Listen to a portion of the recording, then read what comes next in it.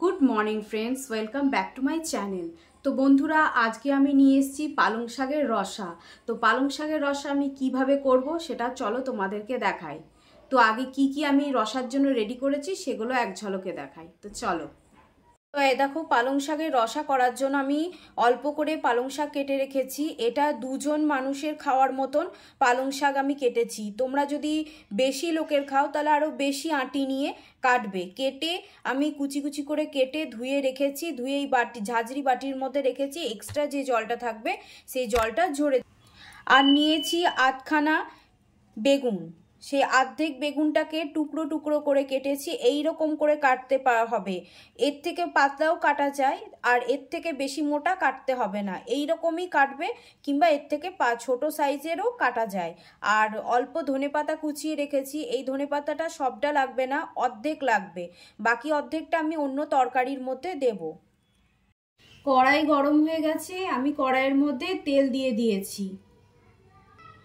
তো তেল গরম হয়ে গেছে, দেব আমি অল্প কালো জিরা। শাক, যে কোনো শাক রান্না করাতে কালো জিরা দিতে হয় অল্প করে। আর দেব একটা শুকনো লঙ্কা ভেঙে। আর দেব কটা চেরা কাঁচা লঙ্কা।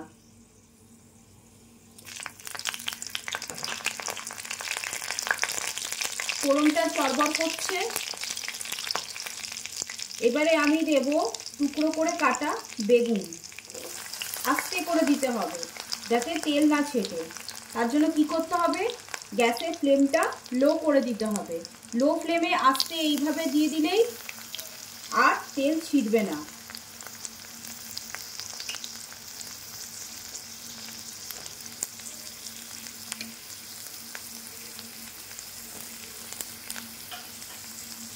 এইবারে দেব আমি অল্প হলুদ, সামান্য।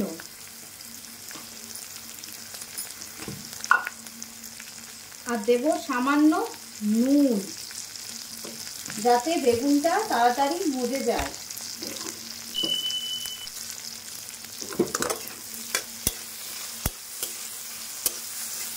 বলে বেগুনের মধ্যে নুন হলুদ দিয়ে এবারে বেগুনটাকে নাড়িয়ে চাড়িয়ে একটু ঢাকা দিয়ে রাখতে হবে।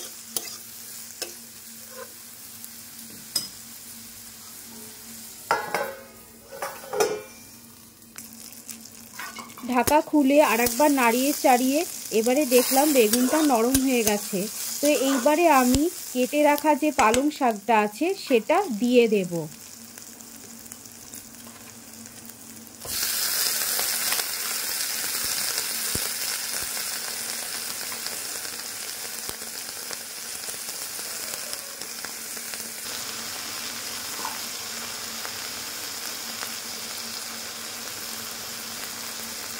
এবার আবার একটুখানি হলুদ দেব, আর একটু দেব নুন দিয়ে আরও একবার নাড়িয়ে চাড়িয়ে ঢাকা চাপা দিয়ে রাখবো।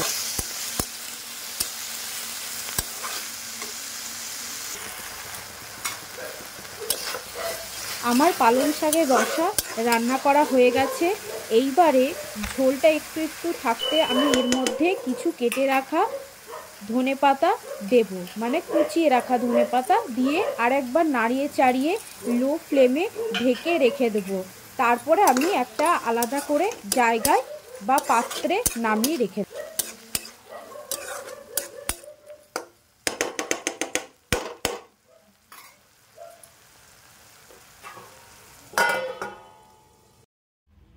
আমার পালং শাকের রসা রান্না করা হয়ে গেল। তোমাদের যদি পালং শাকের রসা রান্নাটা ভালো লাগে তাহলে অবশ্যই কমেন্ট বক্সে কমেন্ট করতে ভুলবে না। আর আমার এই ভিডিওটা ভালো লাগলে আমার চ্যানেলটাকে অবশ্যই সাবস্ক্রাইব করবে, পাশে থাকা বেল আইকনটা টুক করে ক্লিক করে দেবে। আর এই ভিডিওটাতে অবশ্যই লাইক করে দিও। তো বন্ধুরা, এই বলে রাখলাম। Tata, by.